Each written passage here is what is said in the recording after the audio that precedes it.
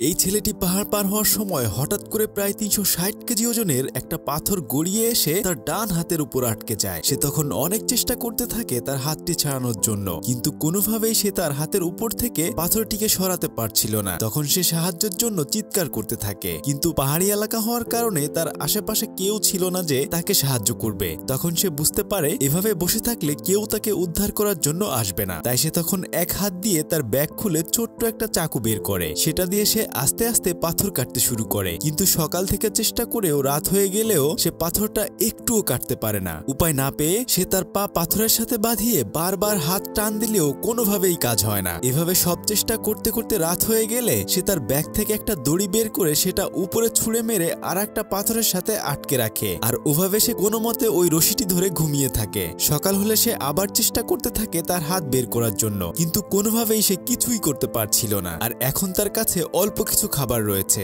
তখন সে ভাবতে থাকে বাড়ি থেকে আসার সময় তার মা তাকে কল করেছিল, কিন্তু সে তার মায়ের সাথে একটুও কথা না বলেই চলে এসেছিল। যদি সে তার মাকে জানিয়ে আসতো তাহলে হয়তো এতক্ষণে তার মা তাকে উদ্ধার করার জন্য এখানে চলে আসতো। একা একা সে এসব কথাগুলোই ভাবতে থাকে। এসব কিছু ভাবতে ভাবতে সে ওখানে ঘুমিয়ে যায়। পরদিন সকালবেলা সে আবার তার হাত বের করার জন্য চেষ্টা করতে থাকে, কিন্তু কোনোভাবেই সে তার হাত বের করতে পারছিল না। তাই কোনো উপায় না পেয়ে সে উপরের আরেকটা পাথরের সাথে রশির এক প্রান্ত বেঁধে অন্য প্রান্তে তার হাতের উপরের পাথরটি বেঁধে টানতে থাকে, কিন্তু তবুও সে পাথরটা এক চুলো সরাতে পারে না। বেচারা যতভাবে পারা যায় ততভাবেই চেষ্টা করতে থাকে, কিন্তু কিছুতেই সে কিছুই করতে পারছিল না। এরপর সে সিদ্ধান্ত নেয় তার ডান হাতটি সে কেটে ফেলবে এবং এখান থেকে মুক্তি পাবে, কিন্তু তার চাকুতে একটুও ধার ছিল না। এভাবে ব্যর্থ হয়ে সে তার কাছে থাকা ক্যামেরাটা চালু করে বলতে থাকে, আর যাই করো না কেন ভাই, জীবনে চায়না মাল কিনো না, কেননা মেড ইন চায়না বেশি দিন যায় না। যাই হোক, এরপর বেলা পেরিয়ে ওখানে রাত হয়ে যায়। আর 3 দিন এভাবে সে এখানে আটকে থাকার ফলে শারীরিকভাবেও সে অনেকটা দুর্বল হয়ে পড়ে। তবে পরদিন ওখানে বৃষ্টি শুরু হয়ে যায়। বৃষ্টি দেখে সে শুরুতে একটু খুশি হয়ে যায়, কিন্তু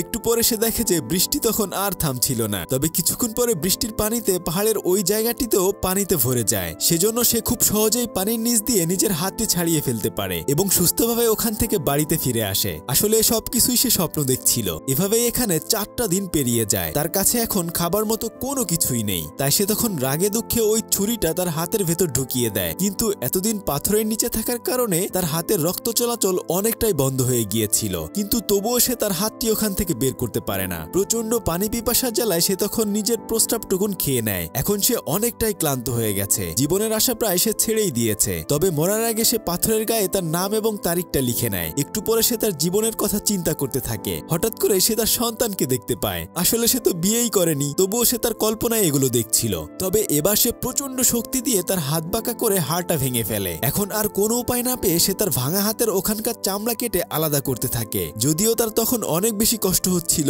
কিন্তু এছাড়া আর কিছুই করার ছিল না। অনেক চেষ্টার পরে সে তার নিজের হাত কেটে আলাদা করে ফেলে। শুরুতে সে বুঝে উঠতে পারছিল না যে সে এটা কি করলো। তবে রক্ত বন্ধ করার জন্য সে তার হাতের ওখানে জামা পেঁচিয়ে নেয়। তারপর ক্যামেরা বের করে পাথরের নিচে চাপা পড়া হাতের একটা ছবি তুলে রাখে। এখানে সে 127 ঘন্টা আটকে ছিল, কিন্তু এখান থেকে হেঁটে যাওয়ার মতো কোনো শক্তি তার শরীরে ছিল না। কিন্তু তবুও সে অনেক চেষ্টা করে পাহাড় থেকে নেমে সামনের দিকে আগাতে থাকে। তখন সে পাহাড়ের ওখানে জমে থাকা একটু পানি দেখে ঝাঁপিয়ে পড়ে ওখান থেকে পানি খেয়ে নেয়। তবে এখনো তার অনেকটা পথ পাড়ি দিতে হবে, তাই সে কোনো মতে সামনের দিকে আগাতে থাকে। অনেকটা পথ পাড়ি দিয়ে আসলে সে প্রায় অজ্ঞান হয়ে যায়। তবে কপাল ভালো, তখন ওখানে একদল মানুষ ঘুরতে এসেছিল। তারা তখন তাকে এভাবে দেখে জলদি করে সাহায্য করে, আর একটা হেলিকপ্টার খবর দিয়ে তারা তাকে ওখান থেকে বাঁচিয়ে নেয়। সামান্য এক দুর্ঘটনার কারণে সে জীবন নিয়ে ফিরে আসলেও হারিয়ে যায় তার একটা হাত। তাই আমাদের উচিত সবসময় অনেক বেশি সাবধানে থাকা। যাই হোক, এমন ছোট্ট অসাবধানতার কারণে আপনার কি বড় কোনো ক্ষতি হয়েছে কিনা অবশ্যই কমেন্ট করে জানান।